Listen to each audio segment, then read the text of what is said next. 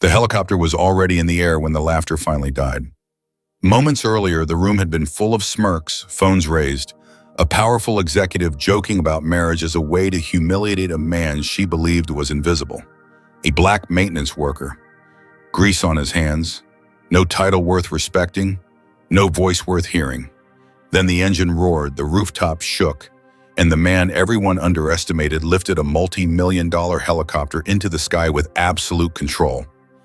That was the moment the story stopped being a joke, because as the crowd stared upward in shock, someone whispered the words that would change everything. He has full executive clearance. And suddenly, the question was no longer whether he could fly, but who he really was, and how many people had revealed their true character by laughing in the first place. This isn't just a story about power, it's about race, dignity, and what happens when prejudice meets the truth at full speed. The laugh came first, sharp, confident, loud enough to make sure everyone heard it. "Fly that helicopter and I'll marry you." Brooke Stanton's voice cut through the executive boardroom like it belonged there, like everything belonged to her. The glass walls reflected her smile back at her, polished and self-satisfied. Around the long walnut table, senior managers in tailored suits shifted uncomfortably, some smirking, others staring at their notepads as if numbers could save them from witnessing what was about to happen. At the far end of the room, standing on a ladder with a toolbox hooked to his hip, Graham Whitaker tightened the final screw on the air vent. He didn't look like someone worth noticing. His dark work jacket was faded at the elbows. His hands were stained with grease. His badge simply read, "Facilities." To most people in the room, that told them everything they believed they needed to know, especially Brooke. She rose from her leather chair, heels clicking against the marble floor as she walked closer. Her perfume, expensive, sharp, unmistakably dominant, filled the air between them. "Do you even know what a helicopter control stick looks like?" she asked, glancing around for approval. "Or are you more of a plunger and light bulb kind of guy?" A ripple of nervous laughter spread across the room. Graham climbed down slowly. He wiped his hands on a cloth, folded it neatly, and slipped it into his pocket. He didn't rush. He never rushed. Years of being watched, underestimated, and judged before speaking had taught him the value of measured movement. "I heard you," he said calmly. That calm irritated Brooke more than silence ever could. "Oh, you heard me?" she echoed. "Wow, gold star. Guess the rumors are true. Basic manners really are universal." Marcus Ellison, the CFO, cleared his throat. "Brooke, we're in the middle of—" "Relax," she cut him off without looking back. "I'm just having a little fun." She turned toward the panoramic windows lining the boardroom. Outside, the Arizona sun poured down on the city of Phoenix, glinting off steel and glass. Across the courtyard, on top of the Redwood Annex building, the company's helicopter sat on its rooftop helipad. Sleek, silver, untouchable, her favorite symbol of success. "You see that helicopter?" Brooke said, pointing dramatically. "That beauty costs more than most people in this room will make in 10 years. She turned back to Graham, eyes gleaming. "Take it for a spin. Just one little flight. If you can do that, I'll marry you on the spot." This time the laughter was louder. Phones came out. Someone near the door whispered, "This is gonna go viral." Nina Caldwell from HR pressed her lips together, her hands tightening around her tablet. She didn't laugh. She'd seen this before. Not this exact moment, but the pattern. The way jokes always landed on the same kinds of people. The way humiliation was framed as motivation. Graham looked around the room. 15 executives. All eyes on him, some amused, some uncomfortable, a few openly dismissive. He recognized the look instantly, the one that said, he should know better than to speak. He met Brooke's gaze.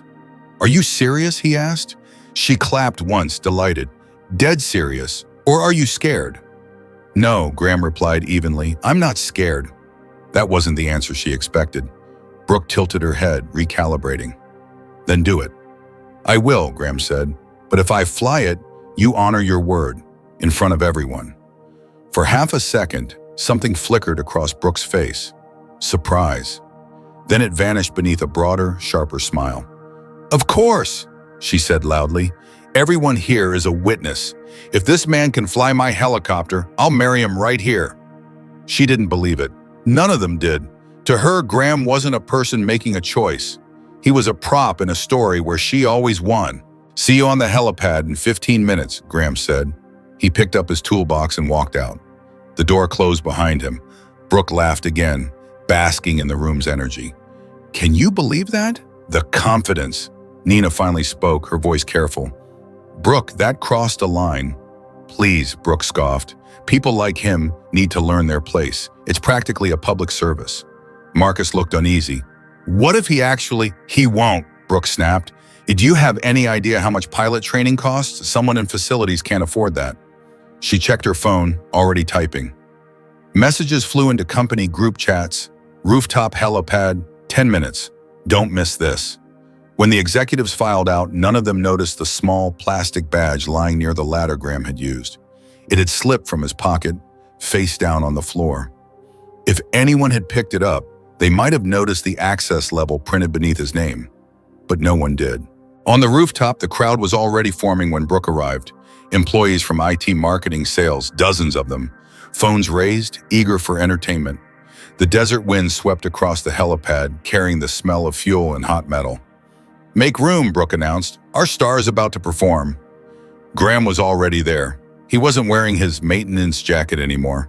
Just a light blue button-down shirt and simple slacks. Nothing flashy, nothing expensive. But something about the way he stood, straight-backed, still, made a few people hesitate. Brooke noticed it too, and hated that she did. "Change clothes?" She laughed. "Thought it might help." "I wanted to be comfortable," Graham said. "Comfortable," she repeated to the crowd. "Like he's flying us to Vegas." More laughter. Hank Morales, head of security, stepped closer to Brooke. "Ms. Stanton, we can't allow unauthorized personnel to—" "Hank," she interrupted, patting his shoulder. "Relax. He won't even get the engine started." Then louder for everyone to hear, "All right, Graham, the stage is yours." Graham took a step forward. "Wait," Brooke said suddenly. "Let's raise the stakes." The murmurs quieted. "If you can actually fly it," she continued, enjoying the attention, "I'll give you $50,000. Cash bonus." A whistle cut through the crowd. "But if you fail," she added, her smile tightening, "you resign. Right here, in front of everyone." Nina pushed through the crowd. "Brooke, stop. This isn't funny anymore." "No one asked you," Brooke snapped. "He's a grown man. He can decide." She turned back to Graham. "So what's it going to be, then?" Graham looked at the helicopter, then at the crowd, faces filled with anticipation, skepticism, quiet hope, and something else. Recognition.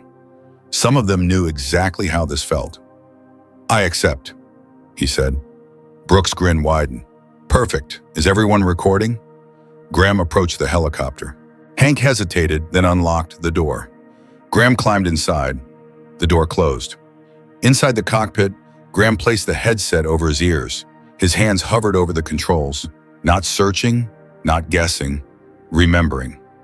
Outside, Brooke crossed her arms. He's probably Googling it. Then the engine roared to life. The sound cut through the rooftop like thunder.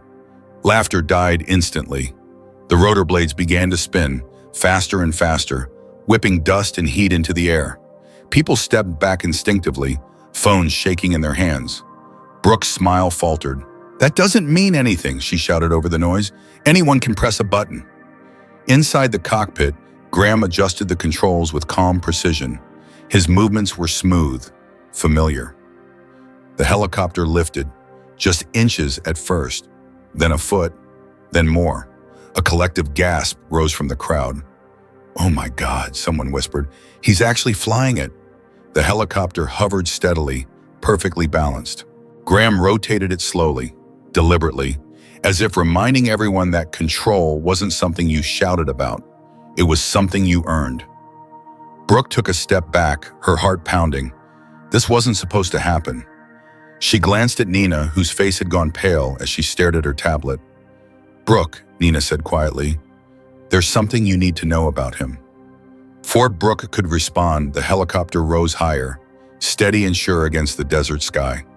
And for the first time that day, the room and the rules no longer belonged to her. What were you feeling when Brooke first mocked Graham? Anger? discomfort, or recognition. The helicopter hovered above the rooftop like a held breath. Phones trembled in raised hands.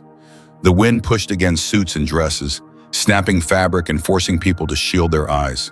What had started as office entertainment had turned into something raw and frighteningly real. Brooke Stanton stood frozen near the edge of the helipad, her heels planted, but her confidence slipping inch by inch. The sound of the rotor filled her chest, drowning out the clever lines she usually reaches for without effort. This wasn't part of the script. It was never supposed to be. Inside the cockpit, Graham Whitaker adjusted the cyclic with calm, deliberate movements. His face was steady, almost gentle, as if he were handling something alive. The helicopter responded immediately, smooth and obedient, rising another few feet into the desert air. A murmur rolled through the crowd. He really knows what he's doing.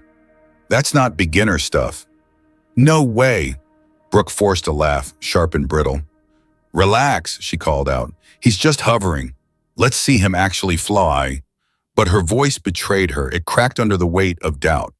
Nina Caldwell stepped closer to Marcus Ellison, lowering her voice. I pulled his profile again. He has unrestricted access. Not just facilities, not just operations. Everything. Marcus frowned. That's not possible. It is, Nina said, and it's approved at the highest level. Someone signed off on it years ago. Marcus looked back at the helicopter, then at Brooke. Did you know about this? Brooke shook her head sharply. Of course not. He's maintenance. The words sounded thin, even to her. Above them, Graham rotated the helicopter slowly, deliberately, giving everyone a clear view. He wasn't showing off. He was proving a point. The machine moved as if it trusted him completely.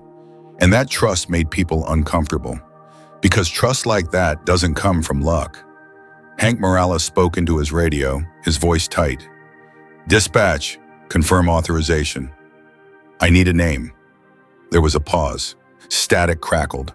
Then the voice came back, careful and quiet. Hank, the system shows Graham Whitaker has full executive clearance. Hank swallowed. Say that again. Full clearance, ownership level. Hank looked at Brooke. She felt it before she saw it. The shift in the crowd, the way eyes no longer followed her. Power has a sound when it leaves the room. It's subtle, like air escaping a tire. This is ridiculous, Brooke snapped, though no one had accused her of anything yet. He's playing a trick. Probably borrowed the helicopter hours ago. Nina didn't answer. She was scrolling, reading deeper now. Her hand shook. Brooke, she said, barely above a whisper. He's not borrowing anything.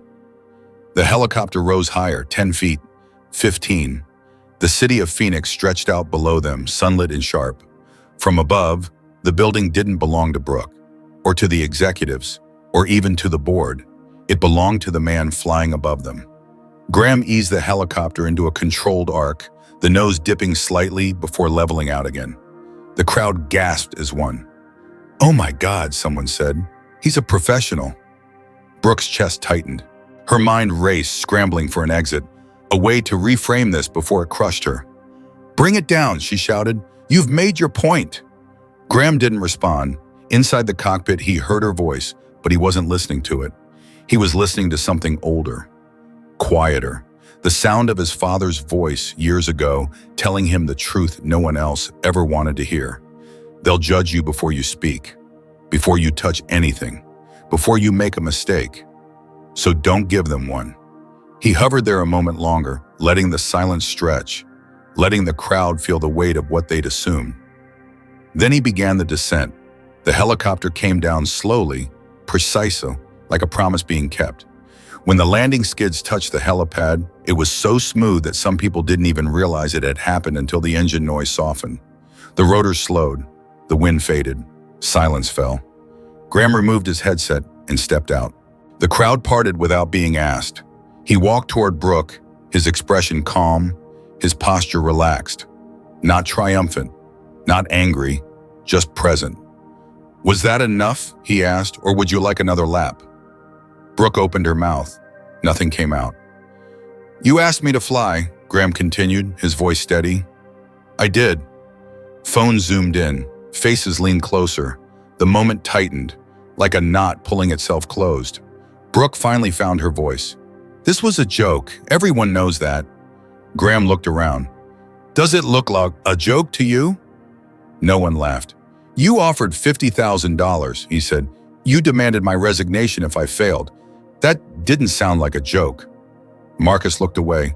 Nina stared at the ground. Brooke's face flushed. You embarrassed me. Graham nodded slowly. Now you know how that feels. The words hit harder than shouting ever could. She snapped. I don't owe you anything. You're still just… She stopped herself too late. Just what? Just maintenance? Just a black man in work clothes who didn't belong near her helicopter? The silence swallowed the unfinished sentence whole. Graham reached into his pocket. The movement alone made Brooke step back. He pulled out a leather wallet and opened it, holding the ID card up where everyone could see. Graham Whitaker, founder and majority owner, Redwood Aviation Group. A wave of shock rippled through the crowd. Nina looked up from her tablet, her face pale. It's confirmed, she said. He founded the company 15 years ago. He owns 68%. Brooke's knees buckled. Marcus caught her arm automatically. No, she whispered. That's not possible. It is, Graham said, and it's been true the entire time you have known me. You lied, she said weakly. I never said who I was, Graham replied. You decided who I was. The words hung heavy in the air. For 6 months, Graham continued, I worked here as facilities. I fixed vents. I cleaned spills. I listened. His eyes moved across the faces in front of him. I watched who people thought I was. I watched how they spoke to me when they believed I had no power. Some people shifted uncomfortably. I watched how quickly respect disappeared when a title did, he said, and how comfortable some of you became with cruelty.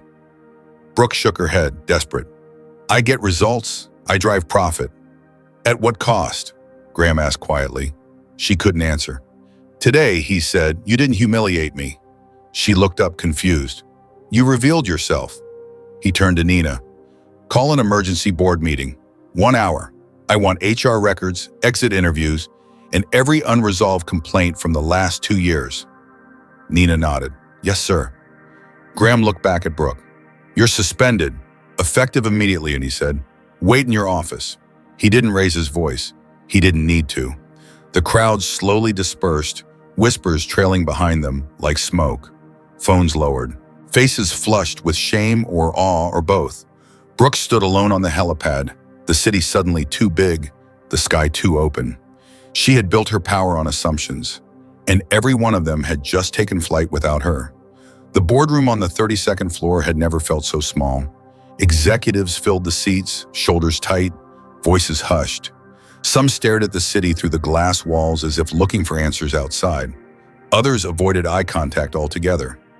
The chair at the head of the table, Brooke Stanton's chair, was empty. That absence spoke louder than any accusation. Graham Whitaker entered without ceremony. No applause, no announcement.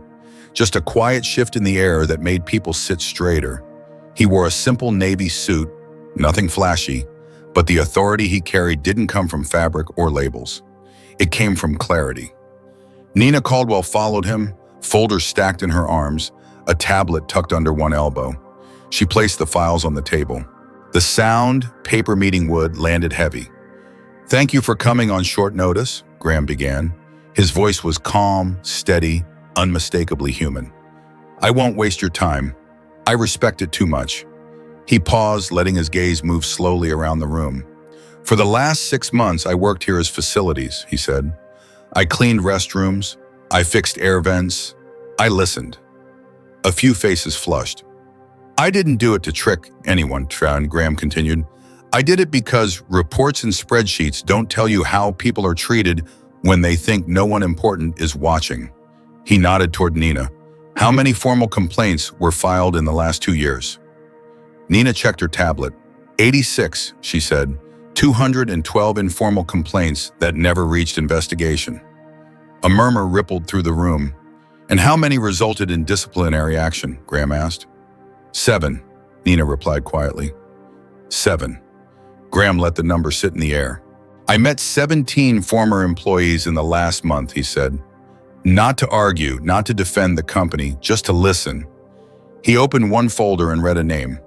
Lydia Mercer, accounting, 5 years here, resigned after being screamed at in front of her team over an error she didn't cause. Another page. Kevin Doyle, IT, burnout at 26, left believing he wasn't smart enough for this industry. Another. Samantha Price, sales, top performer 3 years in a row, quit after being publicly humiliated for missing a single monthly target. Graham closed the folder.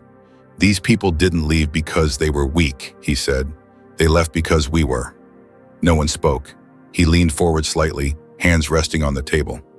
I am a black man in America. I know what it means to walk into a room and be measured before you speak, to be assumed before you're known, to be dismissed because your title, your clothes, or your silence makes someone else comfortable. Some heads lowered. I built this company on a promise, Graham continued, that success would never come at the cost of someone's dignity. Somewhere along the way, we broke that promise. He straightened. That ends today. Nina began outlining the changes. Independent investigations, anonymous reporting channels, immediate suspension for substantiated abuse regardless of title, a full audit of promotions, terminations, and bonuses. This isn't punishment, Graham said. It's correction. Someone finally spoke. Marcus Ellison cleared his throat. And Brooke? Graham didn't hesitate. She will receive due process, a fair investigation, the same fairness every employee deserved and didn't always get. After the meeting, Graham walked the halls alone. He stopped to greet a custodian by name, asked an intern how her day was going, listened, really listened, when someone hesitated before speaking. Small things, human things, the kind that build trust quietly. Later that afternoon, Nina joined him outside Brooke's office. She asked to speak with you, Nina said. Graham nodded. I'll go in alone. Brooke Stanton looked smaller than she had that morning. Her posture was rigid, her eyes tired, makeup smudged from tears she hadn't expected to shed in a place where she once ruled. She stood when Graham entered. I didn't know, she said quickly. About you, about all of this. Graham remained standing. You didn't need to know who I was to treat me with respect. She flinched. I was under pressure, Brooke said, pacing. The board, the market, results mattered. They still do, Graham replied. Just not more than people. Silence stretched between them. I never thought of myself as racist, Brooke said finally, her voice thin. I thought I was just demanding. Intent doesn't erase impact, Graham said gently, and power doesn't excuse harm. She sank back into her chair. What happens now? There will be an investigation, Graham said. You'll have the chance to respond, to reflect. She nodded, tears finally spilling. I lost myself. Then find yourself again, Graham said, but not here, not like this. Weeks passed, the company changed, not overnight, but visibly. Laughter returned to break rooms. Conversations flowed without fear. People stopped whispering when leaders walked by. The investigation concluded. The findings were clear. Brooke Stanton was terminated for cause. When the announcement went out, there was no cheering, just quiet acknowledgement. Some lessons don't need applause. Brooke requested to meet with several former employees to apologize. Some accepted, some weren't ready. Graham respected both. One evening, Graham stood on the rooftop helipad as the sun dipped below the Phoenix skyline. The helicopter sat still now, no longer a symbol of status, but of something else entirely. Respect, he thought, is the real engine. Nina joined him, smiling softly. The culture survey results came in, she said. Trust is up, turnover is down, people say they feel seen. Graham nodded. That's the work. Later, he addressed the entire company in the auditorium. I owe you an apology, he said, for stepping away, for assuming growth meant health. I failed you once, I won't do it again. He paused, scanning faces, black, white, Latino, Asian, young, old. This company will succeed, Graham said, not because we silence people, but because we hear them. Not because we break spirits, but because we lift them. The applause that followed wasn't loud at first. It grew slowly, honestly, until it filled the room. That night, Graham walked out past the lobby, past the doors where months earlier he'd been invisible. Now he wasn't celebrated, he was respected, and that was enough. How did this story make you feel? Angry, hopeful, inspired, or reflective? What do you think this story says about power, race, and dignity in the workplace? If you enjoyed this story, comment the 737 below. What country are you watching from? Please share this video with someone who needs to hear it today.